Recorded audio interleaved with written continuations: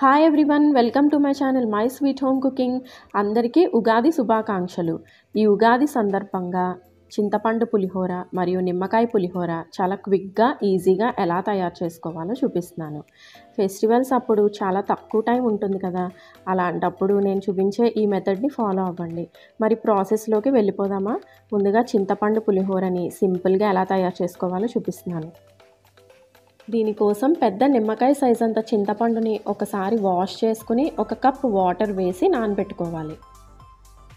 చింతపండు బాగా నానిన తర్వాత ఇలా చూపించే విధంగా చింతపండుని పిండుకొని ఒక స్ట్రైనర్ యూజ్ చేసి చింతపండు రసాన్ని ఒక గిన్నెలోకి తీసుకోవాలి.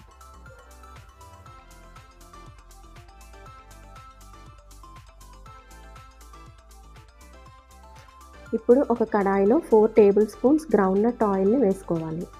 కొన్ని జీడిపప్పులను వేయించుకొని ఒక గిన్నెలోకి తీసుకోవాలి.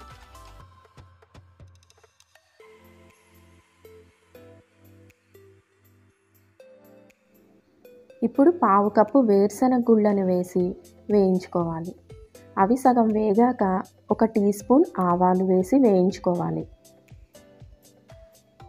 తర్వాత 1 టీ స్పూన్ పచ్చిశనగపప్పు, 1 టీ స్పూన్ చాయ్ మినప్పప్పు వేసి వేయించుకోవాలి.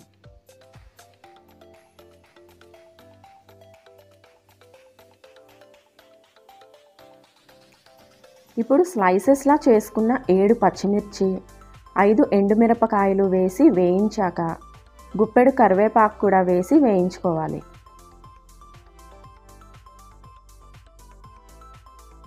ఇప్పుడు మనం తీసి పెట్టుకున్న చింతపండు రసాన్ని ఆ వేయించుకున్న కడాయిలో వేసుకోవాలి. మీడియం ఫ్లేమ్లో ఇలా చింతపండు రసం ఉడుకుతూ ఉండగా 1 టీ స్పూన్ పసుపు, టేస్ట్కి సరిపడేంత సాల్ట్ని వేసుకోవాలి.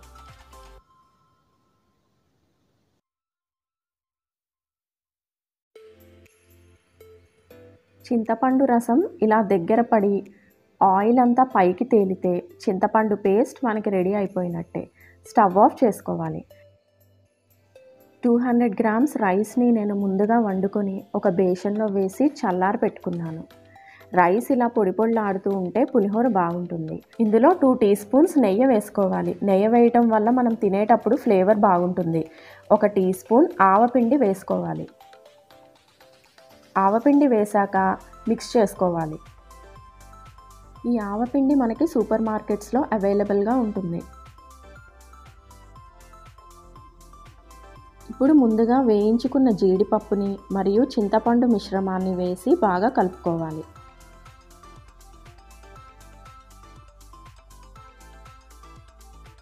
పులిహోరలో జీడిపప్పు వేయటం వల్ల తినేటప్పుడు మనకి ఆ టేస్ట్ అనేది బాగా తెలుస్తుంది.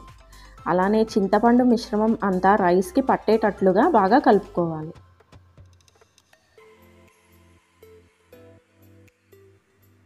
పులిహోర టేస్ట్ చూసుకుని సాల్ట్ సరిపోకపోతే కొద్దిగా సాల్ట్ని యాడ్ చేసుకుని మిక్స్ చేసుకోవాలి.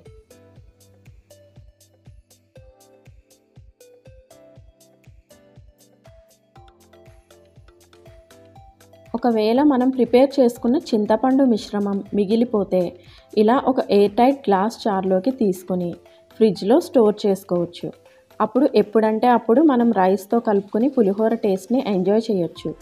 ఈ చింతపండు మిక్స్చర్ని ఫ్రిడ్జ్లో పెడితే 2 మంత్స్ వరకు పాడవకుండా ఉంటుంది.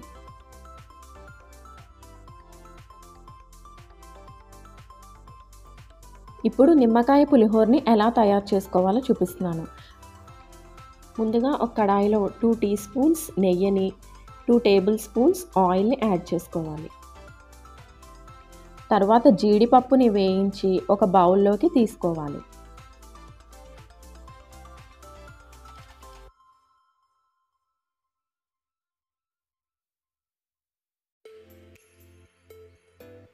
పావు కప్పు వేరుశనగ గుళ్ళని వేసి వేయించుకోవాలి.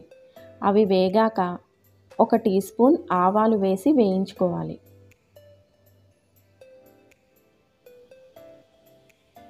తరువాత 1 టీ స్పూన్ పచ్చిశనగపప్పు, 1 టీ స్పూన్ చాయ్ మినప్పప్పు వేసి వేయించుకోవాలి.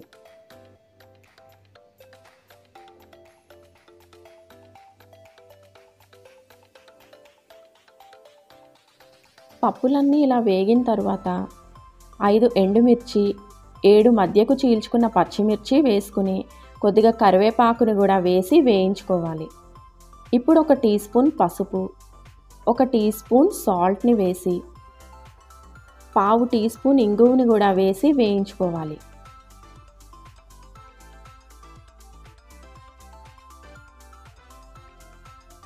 ఇప్పుడు నేను ముందుగా వండి పెట్టుకున్న పొడి పొడిలాడుతూ ఉండే 200 గ్రామ్స్ రైస్ని ఆ కడాయిలో వేసుకోవాలి. 2 నిమ్మకాయల నుంచి తీసుకున్న రసాన్ని కూడా వేసి బాగా కలుపుకోవాలి.